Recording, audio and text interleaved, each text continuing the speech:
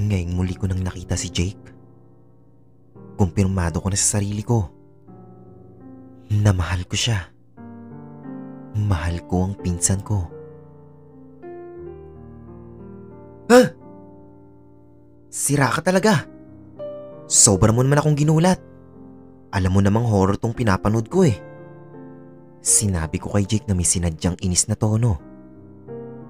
Oo siya. Ano? Kamusta ka? Aba, mukhang inungusan mo na ang kagupuhan ko ah. Huh? Parang hindi naman. Mas gwapo ka pa din kuya. Idol na idol nga kita eh. Matapos niyang sabihin yon, ngumiti siya ng sobrang tamis. At kinainis ko yon.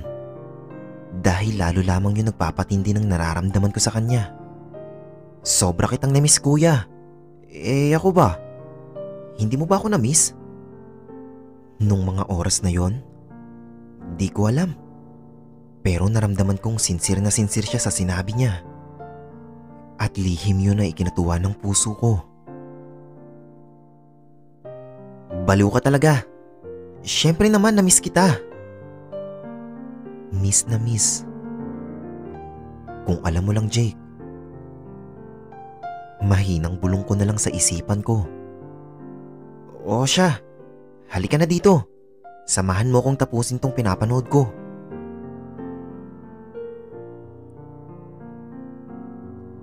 Matapos nun ay hindi na ako nakapagsalita pa. Kwento lang siya ng kwento. Habang ako naman, tango lang ng tango sa kanya. Wala din naman kasi akong dapat na ikwento eh. At hindi ko rin naman pwedeng sabihin na halos mabaliw na akong kakaisip sa kanya. Shh! Tama ka na muna sa kwento mo. Nanonood ako oh. Matapos kong sabihin sa kanya yon, ay tumigil naman siya. Hanggang sa natapos na lang ang palabas. Pero sa totoo lang, wala akong naintindihan sa pinanood ko. Paano ba naman kasi? Punong-puno na ang isip ko. At sinusulyapan ko rin siya ng palihim. Nag-iiba kasi yung paningin ko sa kanya. Sobrang gwapo niya na talaga at gustong gusto ko siyang halikan. At yung katawan niya, gusto kong makita at hawakan. May gusto kong mangyari na bukod sa halik, ay minsan na rin naming pinagsaluhan. Namiss talaga kita kuya. Pwede ba kitang halikan? Yung tulad ng ginawa natin. Gusto ko pa kasing practicein eh. Matapos sabihin ni Jake yon, gulat akong napatingin sa kanya. At hindi ko na napigilan ng muli niyang ilapit ang labi niya sa mga labi ko. Inaasam-asam ko na muling maulit ang bagay na yon. Hanggang sa nangyari na nga ang mga bagay na hindi inaasahan. Wala na kaming nagawa. At inangkin ko ang buong katawan niya. Kuya, hindi kaya maging bakla tayo niyan? Nang biglang sinabi ni Jake yun, napatigil ako sa aking ginagawa at nahimasmasan. Hindi naman siguro. Magiging bakla kung bakla ka talaga. Etong ginagawa natin, trip-tip lang to. Tsaka isa pa, ikaw kayo nagsimula nito. Nadala lang ako sa'yo. Grabe, ang galing mo na pala. Teka kuya, huwag na nga natin tong ituloy. Baka kasi mamaya kung saan pa ito mapunti. Matapos bigkasin ni Jake ang mga katagang yon, bigla niya ulit akong niyakap at hinalikan. Ginawa niya sa akin kung paano ko rin siya halikan. Marahang dumampi sa akin ang mainit niyang mga labi. Hanggang sa ngumiti siya, tinitigan ako ng nakaka-inlove. Ang galing mo talaga kuya. Sana maulit-ulit to. Matapos sabihin ni Jake yon, hindi na ako umimik. Agad na akong nagbihis at hindi na ako makatingin ng diretso sa kanya. Dahil sa konsensyang nararamdaman ko, hindi dapat nangyari ang bagay na to. Dahil magpinsan kami. At pareho kaming lalaki. Pero bakit nagpadala ako sa nararamdaman ko? Matapos nun ay tumayo na ako at nagdakad ng marahan papunta sa ref para kumuha ng tubig na maiinom. Tapos sumunod naman siya. Naramdaman ko ang kamay niyang mahigpit na pumulupot sa aking bewang. Sobrang higpit ng pagkakayakap niya. Pero ang ginawa ko, nagpumiglas ako at umiwas sa kanya. Pinapahirapan niya kasi lalo ang kalooban ko dahil malito. Malito. Hindi dapat nangyayari yung mga bagay na yon. Jake, anong ibig sabihin ng yakap na yon? Bakit kuya? Anong tawag dyan sa ginagawa mo? Hindi ka naman bakla, di ba? Ba't mo ko niyayakap? Basta, hindi dapat nangyari to. Kaya dapat wag na wag mong sasabihin kahit kanino yung nangyari sa atin.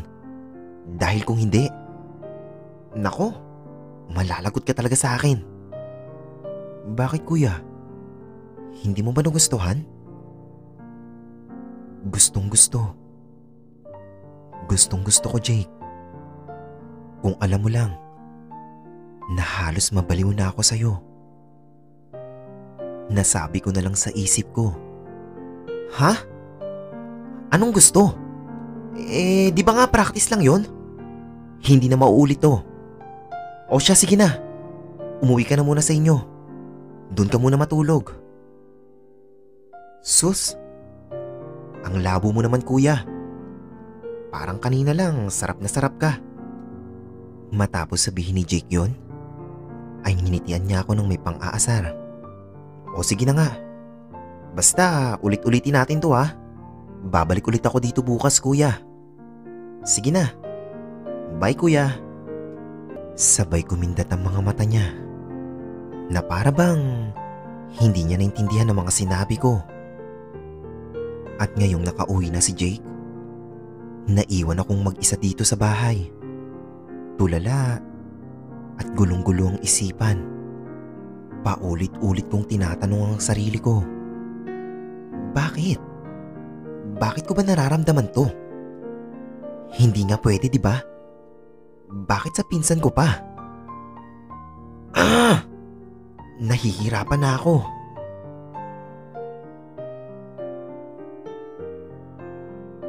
Mabilis na lumipas ang panahon at nararamdaman kong unti-unti nang lumalayo sa akin si Jake. Siguro, nararamdaman niya ring umiiwas na ako sa kanya. At sa pag-iinarte kong iwasan siya, ako naman tong labis na nasasaktan. Di ba ang gulo? Umiiwas ako pero ako rin yung nasasaktan. Hindi ko lang kasi talaga maalis sa isipan ko nung nagkaroon ako ng pagpapantasya at sa pinsan ko pa. Sa pinsan ko pang lalaki. May mga oras naman na nakakasama ko siya sa mga family gatherings.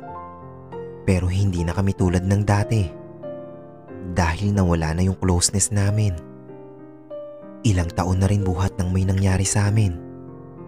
Matapos nun, nabalitaan ko na lang sa iba kong pinsan na naging babaero na daw si Jake. At oo, sa ibang pinsan ko pa talaga nalaman. Dahil hindi na kami nakakapagkwentuhan tulad ng dati. Yung tipong walang ilangan. At habang lumilipas ang panahon, ay mas lalo kong nangungulila sa kanya. Sa tingin ko, deserve ko naman talaga to. Dahil ako ang nagpasyang umiwas sa kanya. Mahirap lang sa akin dahil sa tuwing nakikita ko siya, nasasaktan ako ng sobra nang wala namang dahilan.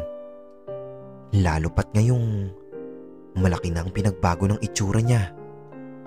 Mas lalo talaga siyang gumapo. At minsan nga, nauhuli niya akong sumusulyap sa kanya. Pero sa tuwing nagtatama ang mga paningin namin, ay umiiwas ako. Basta, Malayong malayo na kami kumpara sa dati. Namimiss ko yung dating Jake na makulit at malambing, na kahit anong klaseng taboy ko ay mas lalong nangungulit. At naisip ko minsan na tama lang siguro na ganito kami. Dapat may pagitan at walang nararamdaman sa isa't isa.